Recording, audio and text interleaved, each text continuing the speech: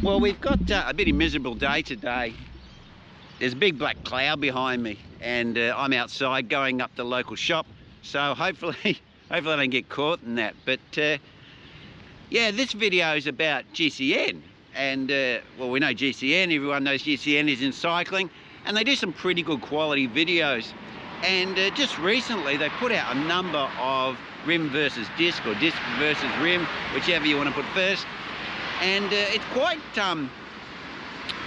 strange to me, because I thought we'd moved on from those sorts of discussions on the bigger cycling networks, because it was pretty much established that the whole industry is going to disc brakes. But I think with people like me and other people on YouTube who are questioning the performance and problems that are associated with disc brakes, that GCN is revisiting this discussion, and not once but a number of times in recent months.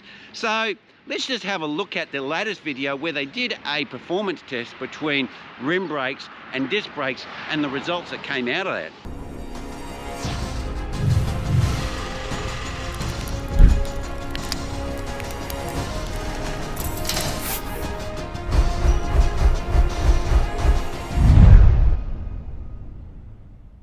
Ollie from GCN got one of his co-workers to go with him, and they took two bikes. They took a Pinarello F and they took a Pinarello, I think it was an F12, but it was the last model that still had the rim brakes on it. So they had one Pinarello with disc brakes, one Pinarello with rim brakes, and they chucked him in the car and went up to this mountain, this test area.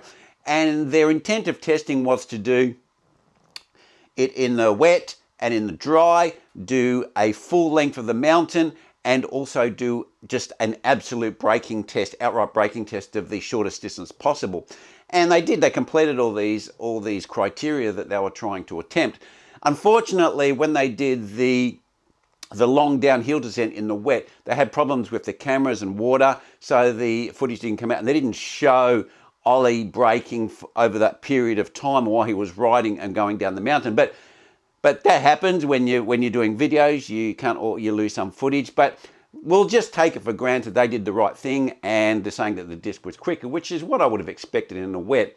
Although you can increase the performance of the rim brakes in the wet by selecting certain pads. Some pads perform a hell of a lot better than others in the wet, and the difference is actually massive. So they didn't say what pads they used on those rim brakes. So they did tell you what type of wheels they were, which were similar, but they didn't give you the types of pads that they used on the disc brake or the rim brake, which would have been nice to know. But they completed these testing, and the test that I specifically, I'll get there in the end, guys, specifically want to focus on is the absolute braking distance test, which is where he came down the mountain and they said stop, and he tried to stop the bike as quickly as possible on the disc, and then he did the same test on the rim, tried to stop the bike in the shortest possible distance on the rim. Well, the result was that the disc brake stopped a hell of a lot quicker than the rim, and you go, okay, well, there you go, discs are better than rim. But when I was actually watching Ollie doing the braking, he seemed to use two different types of different techniques, from when he was riding the disc brake to when he was riding the rim brake. When he was riding the disc brake, you could see as the bike slowed down, he really loaded up the brakes, the front brake, and you can see the back wheel actually lifted, and you can see that the last meter or so, the bike really came to an abrupt stop, and you could see that back wheel lift. But on the rim brake, he didn't do that. He put more force on the back, and he allowed the back wheel to lock up, and you could see it started to slide a little bit, and he didn't put the same force on the front wheel. So he used two different types of braking techniques. Now, I don't know if this was intentional or not intentional, but from what I saw, I don't really think that was a realistic test or a fair test. And not only that, to try and remove that control of people braking slightly differently from one test to another, they should have done a number of tests. But his mate who was there with him probably didn't want to keep driving up the hill a number of times. He goes, no, we can only do this once. Whatever, I don't know. But Ollie was a little bit allergic to riding up the hill on his own steam. Take that as you will.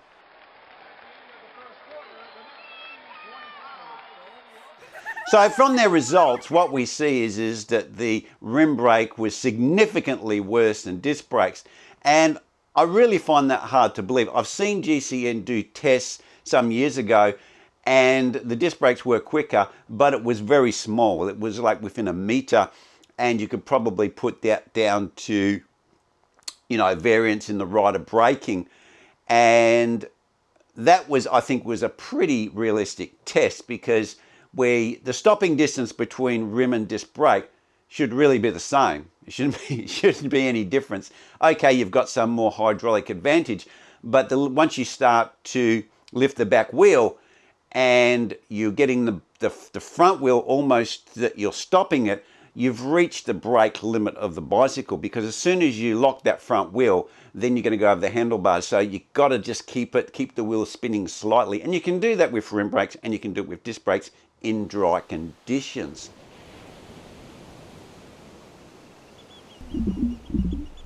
So in conclusion, I probably am going to question the GCN test. Now, I think in a lot of circumstances, they use two different types of bikes. I don't think that's really, I think the wheels were a slightly different model. I think that's in the realms of controls. I don't think that would have made a massive difference. And they did in the wet and the dry, and then they did the absolute braking test in the dry, and the road was nice and smooth. There was no undulations to affect the braking, so the wheel skipped or anything like that. So as far as controls go, I think they did a pretty good job of the physical controls. But to me, watching Ollie brake, he did use a different technique from the disc brake to the rim brake. And I think that, I don't know if that Ollie meant to do that or not. You can make up your own mind about that.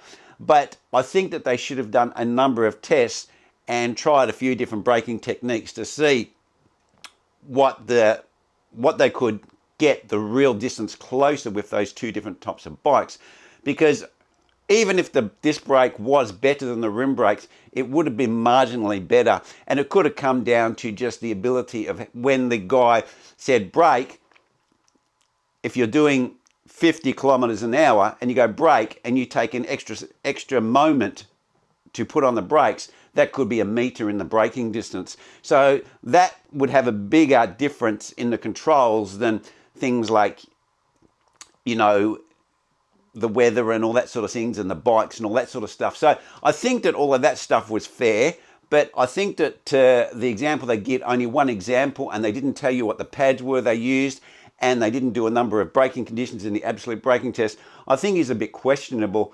And as I said, I don't know if Ollie was obviously using a different technique he didn't know, or that was planned or not. But guys, I'm going to leave that with you. I personally think that he didn't use the same technique, and if he'd used the same technique he'd used on the disc brake, I think he could have had the rim brake stop quicker, because once you have the back wheel locked and the back wheel starts to slide, then you're not going to get as good a braking distance. You need to use the front wheel significantly. You need to be pulling that front wheel up to get the bike to stop at its shortest distance, and you need to get to the point where that back wheel is just starting to lift or slightly lifting to get your shortest possible distance, which I don't think Ollie did that on the rim brake bike. So guys, that's where I'm going to leave it. Leave your comments down below. Do you think it was a fair test, or do you think that GCN was stacking the cards one way or the other? And I'd like to hear what you guys have got to say about it. That's where I'm going to leave it, and I'll see you next vid. Cheers.